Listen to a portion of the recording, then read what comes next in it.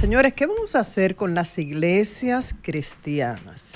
Y me refiero a esto y tengo que explicar esto a propósito de una condena reciente a 10 años de prisión a un pastor en Los Alcarrizos por haber abusado sexualmente de 6 menores de edad. Y hay otra víctima también que ya es mayor de edad, pero dice que fue abusada cuando tenía cerca de 7 años. ¿Esto solamente pasa en las iglesias cristianas? No, me refiero a las iglesias cristianas por varios casos que se han dado recientemente, pero los casos de abusos sexuales y violaciones en la iglesia católica son hartamente conocidos.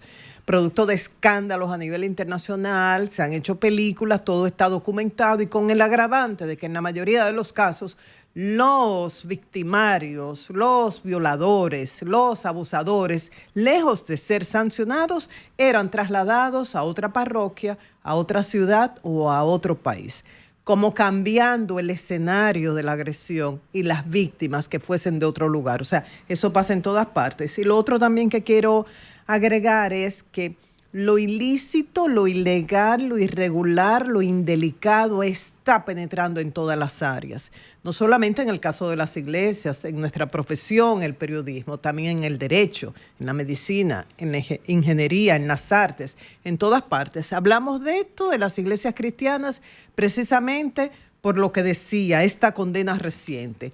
Nos referimos al pastor, que uno le dice pastor, pero Dios santo, pastor Joan Manuel Castillo Ortega, fue condenado hace 2 días a 10 años de prisión por agresión sexual, como decía, a 6 menores de edad y una que ya es adulta y que dice que fue agredida cuando tenía 7 años. Esta persona debe seguir cumpliendo, porque estaba cumpliendo prisión preventiva, su pena en Najayo Hombres. Pero cuando uno revisa, miren, solamente hay que buscar las informaciones de la Procuraduría. Son muchos los casos recientes, yo no los voy a agobiar, pero tengo que documentar esto. ¿Por qué? Porque hace falta buscar un grupo de veedores, yo no sé, entre miembros de la iglesia, así como existen las asociaciones de padres que son veedores de lo que están haciendo las escuelas por los estudiantes, así como existen las juntas de vecinos también que defienden los derechos de los residentes en un determinado sector.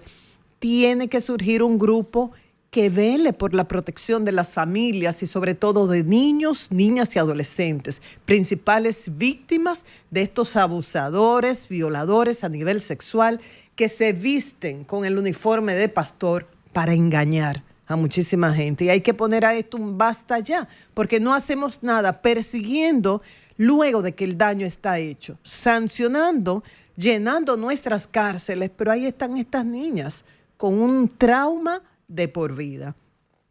Mencionaba el caso de Los Alcarrizos, pero también ocurrió en Higüey. Víctor Manuel Kerry, conocido como el pastor, fue condenado a 10 años. Esto fue reciente, la fecha de la sentencia fue el 25 de junio de este año. Y junto con él, también condenado a 10 años de prisión, un señor llamado Robinson Peguero, le decían el profeta. Y ustedes saben lo más agravante de este caso. Reincidentes, en el 2021 habían sido declarados culpables de un delito similar. Y dicen el expediente del Ministerio Público que lo obligaba a estos niños que eran de sexo masculino a tener relaciones sexuales y los amenazaba. Si hablo, mato a tu familia. Esto en Higüey. Pero también tenemos un caso en Santiago, esto fue del 27 de marzo de este año, o sea, fíjense que no ha ido muy lejos, es en los últimos años. Félix Antonio Báez Ureña ha sido acusado, este proceso todavía está en curso, 71 años, acusado de abuso sexual contra una niña de 8 años. Guarda prisión preventiva y esto fue en el sector Barrio Obrero de Santiago. Si nos vamos a otro caso, otro pastor, dicen ellos que son pastores, ¿no? Y así la comunidad donde viven los considera. Manuel Valdés, acusado y fue condenado por violar a una adolescente de 14 años de nacionalidad haitiana. Fue tratado este caso en un tribunal de Santo Domingo Norte. 20 años de prisión. El hecho ocurrió en el 2022 y la sentencia de diciembre del 2023. Oigan este caso. En Puerto Plata, esto fue un hecho en el 2018.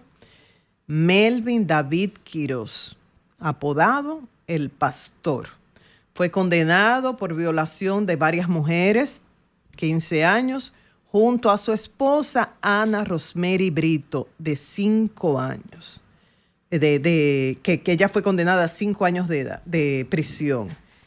Pero oigan, o sea, esto es cuando uno lee estos expedientes del Ministerio Público. Yo no me estoy refiriendo a especulaciones de algunos periodistas, no.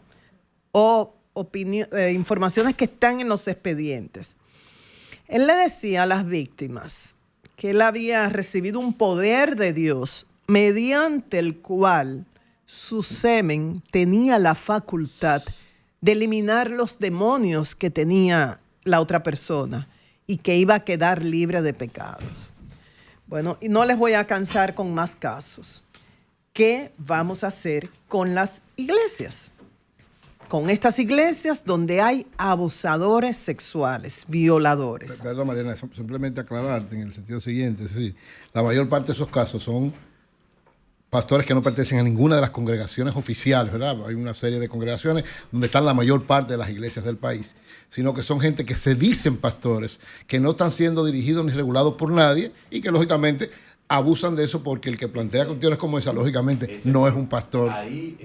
No te lo digo porque es verdad. Pero entiendes que en una comunidad, bueno, sabemos el nivel educativo de nosotros en términos generales es muy bajo. En una comunidad llega un pastor de esto, no, claro, se establece, o sea, hay que hacer algo. No, es como, hay que hacer algo. Lo que te digo es como, por ejemplo, en el caso de Monteplata, el Mantequilla, que llegó creyendo y todo el mundo creía que era un banco y le dio el dinero. Entonces, hay gente, ahí yo estoy de acuerdo contigo, hay que regular. Esa es una debilidad que tiene la iglesia protestante, porque nadie puede llegar a un pueblo a decir yo soy sacerdote.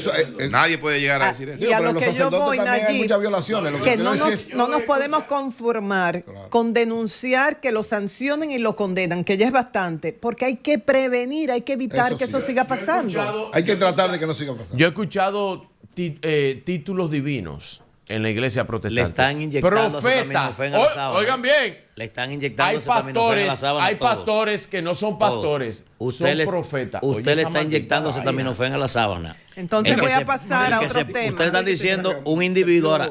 Necesito el que un loco se pare y llame al pueblo, el pueblo vaya, que tiene el problema es el pueblo, no es el loco. Es un pueblo que está desbaratado. Mira, es un elemento ahí que María Elena hace un enfoque interesante. La iglesia protestante si bien es cierto que hay muchos falsos pastores, los hay, y no hay una regulación porque en la fe no hay regulación, no es menos cierto también que hay muchos cristianos que de verdad ejercen esa profesión. No, pero estamos hablando de 5 pastores, aquí hay 30 María Elena, pastores. A que ustedes, los que son pastores de verdad, que tienen congregaciones, persigan esos falsos. No, pero se está trabajando incluso una ley de asociación religiosa. Hay que hacer algo. No, o sea, se está trabajando una ley de asociación religiosa precisamente para que nadie que no sea regulado y responda a alguna congregación pueda hacer eso. En todos los sectores y en todas las familias, en todas las instituciones, siempre hay alguien que tiene un nivel profesional más alto, que tiene ciertas destrezas. Hay que buscar a esas personas de esos sectores para que sean vedores y velen por los derechos de estas familias, pero no nos podemos quedar así, cruzados de brazos. Esto es demasiado para las autoridades, que lo único que pueden hacer es perseguir y sancionar y condenar. Entonces, brevemente, señores, los padres están con el grito al cielo por los gastos de inicio de año escolar. Y una pregunta para el Ministerio de Educación: ¿cómo se regula el cambio de libros año tras año? ¿Ustedes saben cuál es la queja? Que viven cambiando los libros, y familias, que me comuniqué con varias familias, estamos hablando de padres de clase media que tienen a sus hijos en centros privados. ¿Qué pasa? Que con una letrica que cambien. Jovita, por favor, ponme las portadas de este libro. Este es un libro, creo que de segundo año. Miren, Ciencias Sociales para el segundo año de primaria, Ciencias Sociales para el segundo año de primaria. Dos o tres diferencias. El mismo libro, Entonces me dice, yo estoy hablando con una asesora financiera de clase media, ella me dice, claro que yo ahorro mensualmente para ese presupuesto de preparar a mis hijos para el año escolar.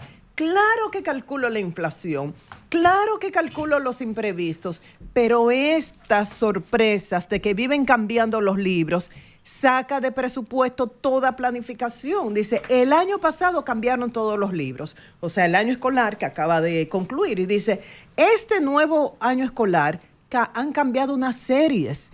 Y dice, ¿quién autoriza a las casas editoriales a hacer mínimos cambios para obligar a los padres a comprar nuevos libros? Y me decían otros, claro, a nosotros nos dirán que ¿por qué no ponemos nuestros hijos en la escuela pública? Bueno, cada padre decide, sea por religión, sea porque la tiene más cerca, sea por la metodología, por lo que sea. Si decide tenerlo en un colegio privado y decide pagar, no hay ningún problema. Pero ¿por qué? Una pregunta que uno se hace, ¿cuáles son las normas para autorizar cambios de series o cambios de libros? Ustedes saben, donde hay varios hermanos, todos heredamos libros, materiales, ropa de nuestros hermanos mayores.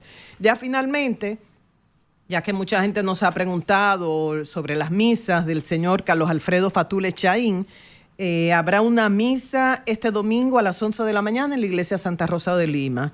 Y el jueves próximo en la iglesia Jesús Maestro del Mirador Sur. También me preguntaron a qué se dedicaba él y eso. Recuerdo que él era hijo de inmigrantes palestinos y ahí destaco el aporte de descendientes de inmigrantes de diferentes grupos, lo que uno le llama árabes, pero vienen sirios, palestinos, libaneses y españoles también, que contribuyeron muchísimo al desarrollo económico del pueblo de la Romana de antes, que no tiene nada que ver con lo que uno ve ahora y con el comercio. El señor Fatule era autodidacta, era un radiotécnico de profesión, fue el jefe del departamento de electrónica. No, este es el señor Eladio Uribe. Te voy a hablar de Eladio, que lamentablemente murió también. Ay, sí. El señor Fatule fue el jefe del departamento de electrónica de la National Component, una empresa que fabricaba microprocesadores para la North American Philips.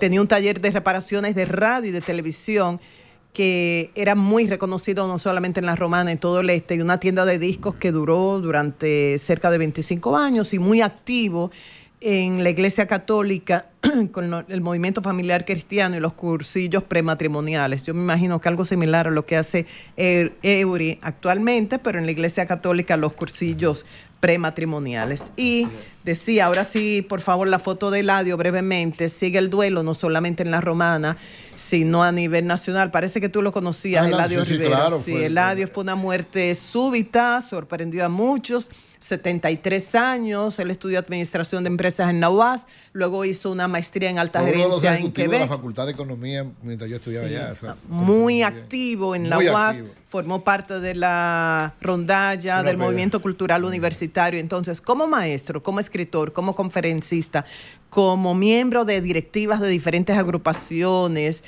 como líder laboral, se caracterizó por el énfasis que siempre hacía en lo humano en toda empresa. Fue vicepresidente de Recursos Humanos del Central Romana durante 25 años.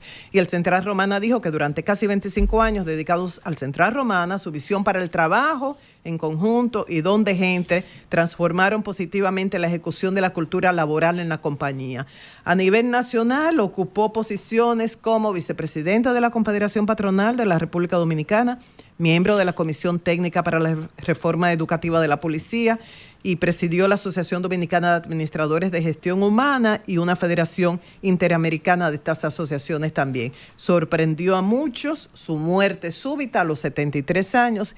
Que descanse en paz Eladio Uribe y nuestras condolencias a toda la familia. Bueno, señor.